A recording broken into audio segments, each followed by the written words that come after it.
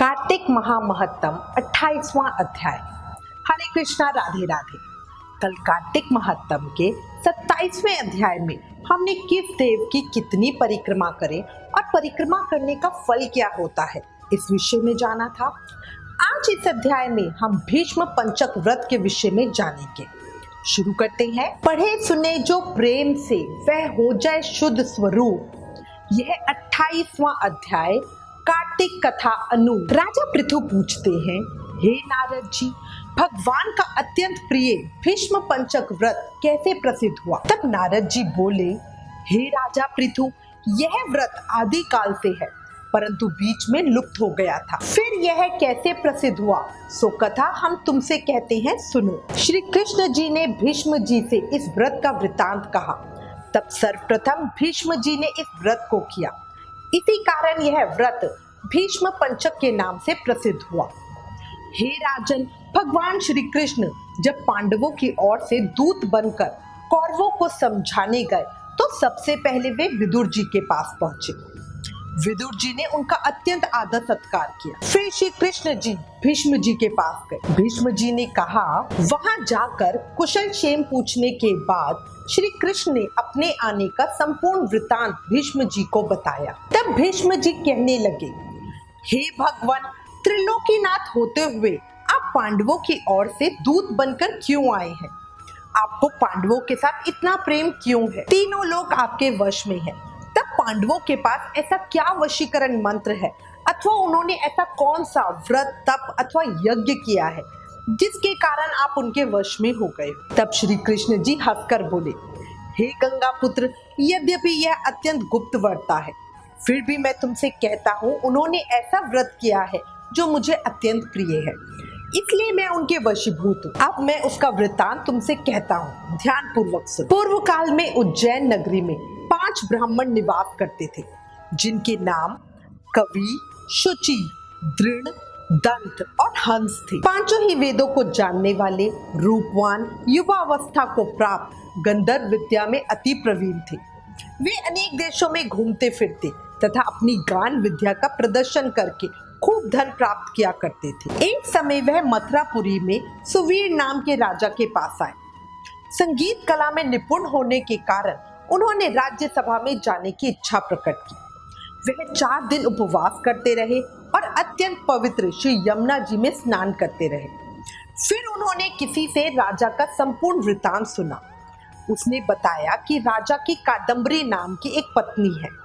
वह संगीत विद्या में निपुण, राग और कंठ में अत्यंत प्रवीण, नाचने में दक्ष, रूप यौवन में अद्वितीय सुंदरी है।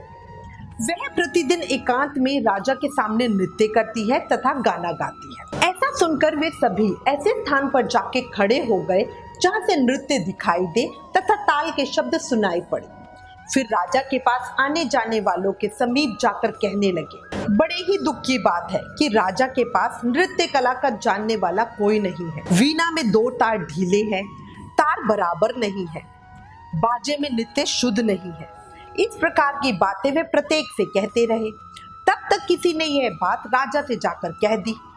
राजा ने तत्काल उन 5 को वहां पर बुलाया जहां पर कादम्बरी का नृत्य हो रहा था।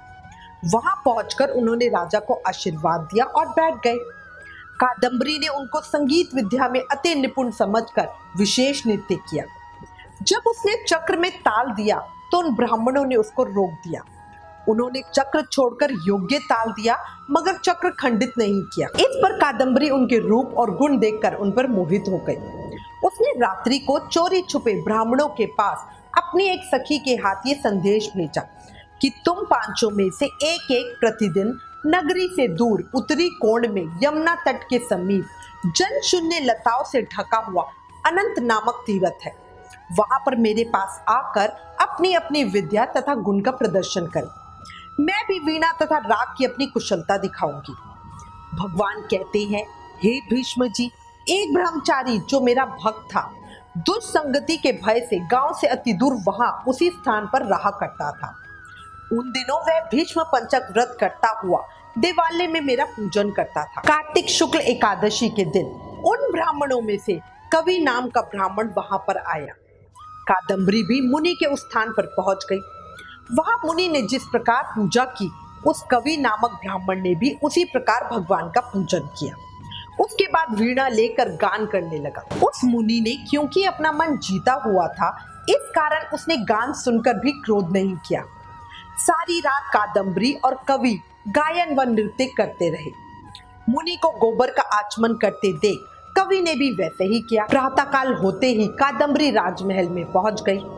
मुनि की संगति से ब्राह्मण कवि के समस्त पाप दूर हो गए। इस कारण द्वादशी के दिन कवि अपना समस्त धन दान देकर विरक्त हो गया। दूसरे दिन शुचि नामक ब्राह्मण उस स्थान पर आया।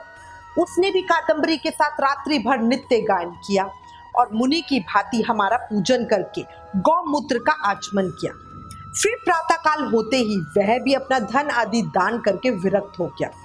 उसने निश्चय किया, जिस प्रकार कादम्बरी के नृत्य, गायन व रूप को देखकर मुनि का मन चलायमान नहीं हुआ, उसी प्रकार मुझे भी अपने मन को वश में रखना चाहिए। त्रयोदशी के दिन दृढ़ नाम वाला ब्राह्मण कादम्बरी से मिलने आया और नित्य गान करने के बाद मुनि की तरह पूजन व गौ का दूध पीकर विरक्त होकर चला गया। चतुर्दशी को वहां पर दंत नाम वाला ब्राह्मण आया और पहले वाले अपने बंधुओं की भांति कादम्बरी के साथ नित्य गायन करके मुनि से बचे घी का पान करके शुद्ध चित्त होने के कारण विरक्त हो गए। सबसे अंत में पूर्णमासी को हंस नामक ब्राह्मण ने आके मुनि को देखकर उनको नमस्कार किया और यमुना में स्नान कर आंवले के वृक्ष के नीचे बैठकर श्राद्ध कर्म किया। भगवान कहते हैं, हे भीष्म जी, कार्तिक के महीने में हमारा पूजन तथा दान करके तीर्थ यात्रा को चला गया।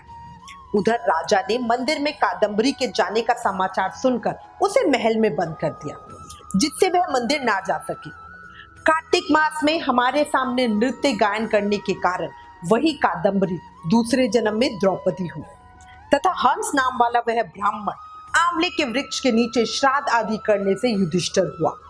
एकादशी के जागरण के कारण कवि अर्जुन, शुचि सहदेव, दंत नकुल तथा दृढ़ नाम वाला पराक्रमी भीम हुआ। हे भीष्म जी, वस्तुतः इस व्रत के प्रभाव से ही मैं पांडवों के वशीभूत हूँ। अब तुम्हारे द्वारा पंचक व्रत किए जाने से यह तुम्हारे नाम से ही विख्यात होगा, अर्थात भीष्म पंचक व्रत कहलाएगा। इस व्रत के अंत में ब्राह्मणों को भोजन कराकर यथाशक्ति दान दक्षिणा देनी चाहिए। श्री कृष्ण के मुख से ये सब सुनकर भीष्म उनके सामने नतमस्तक हो गए। कार्तिक आने पर उन्होंने पूरे विधान से सर्वप्रथम इस व्रत को किया, जो कालांतर में उन्हीं के नाम से प्रसिद्ध हुआ। कार्तिक महामहत्तम 28वां अध्याय समाप्त। कल कार्तिक महत्तम के अगले अध्याय को सुनेंगे। तब तक नाम जाप करते रहें और याद रखें, कलयुग केवल नाम आधार। प्रेम से बोलो हरे कृष्ण कृष्ण कृष्ण हरे हरे, हरे राम राम राम हरे हरे।